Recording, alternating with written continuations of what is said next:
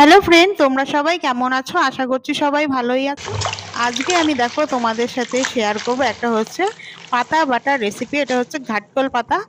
তার জন্য হচ্ছে পাতাগুলোকে আর ডাঁটিটাকে ছোট ছোট করে কেটে নিয়েছি। আর পাতাটা ধোয়ার সময় হাতে কিন্তু অল্প সরষের তেল মেখে নেবে, তাহলে হচ্ছে হাতটা চুলকাবে না। এবার হচ্ছে কড়াইয়ের মধ্যে ঘাটকল পাতাগুলোকে আর ডাঁটিগুলোকে দেবে, দিয়ে হচ্ছে সাথে হচ্ছে লবণ দিয়ে এটাকে হচ্ছে ভাজা ভাজা করে নেবে। মানে পাতাটাকে একদম পুরো নরম করে নেবে, জল দেবে না, কিন্তু পাতার যে জলটা থাকে সেটাকে পুরো শুকনো করে নেবে। শুকনো করে এবার এটাকে রেখে এটা ঠান্ডা হতে দাও। আর এদিকে হচ্ছে কড়াইয়ের মধ্যে আমি হচ্ছে 6টা শুকনো লঙ্কা নিয়েছি। তার সাথে হচ্ছে 1 টেবিল স্পুন আমি হচ্ছে কালো জিরে নিয়েছি, গোটা কালো জিরে। এগুলোকে হচ্ছে শুকনো খোলায় ভেজে ঠান্ডা হতে দাও।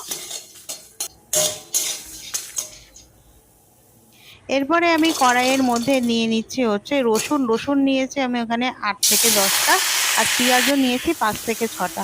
দিয়ে আর তার সাথে অ্যাড করে দেব হচ্ছে 10টা হচ্ছে কাঁচা লঙ্কা। শুকনো লঙ্কা কাঁচা লঙ্কা দুটোই দেবে, তাহলে কিন্তু এটা টেস্টটা ভালো হবে। দিয়ে হচ্ছে এবারে পেঁয়াজটার মধ্যে এবার হচ্ছে লবণ দিয়ে পেঁয়াজটাকে ভালো করে, পেঁয়াজ রসুন আর কাঁচা লঙ্কাটাকে ভালো করে নরম হতে দেবো, মানে জলটাকে একদম শুকিয়ে নেব। নিয়ে হচ্ছে এবার এগুলোকে হচ্ছে ঠান্ডা হতে দেবো। আর কালো জিরে আর শুকনো লঙ্কাটাকে, ভেজে রাখা কালো জিরে আর শুকনো লঙ্কাটাকে হচ্ছে মিক্সিতে নিয়ে আগে হচ্ছে প্রথমে এটাকে গুঁড়ো করে নেব। আগে এটা পাউডার করে নেবে, নাহলে একসাথে দিলে ভালো করে কিন্তু মিক্সড হবে না। এবার হচ্ছে ঘাটকল আর হচ্ছে পেঁয়াজ রসুন আর কাঁচা লঙ্কা এগুলোকে জল দেবে না, জল না দিয়ে এটাকে হচ্ছে বেটে নেবে।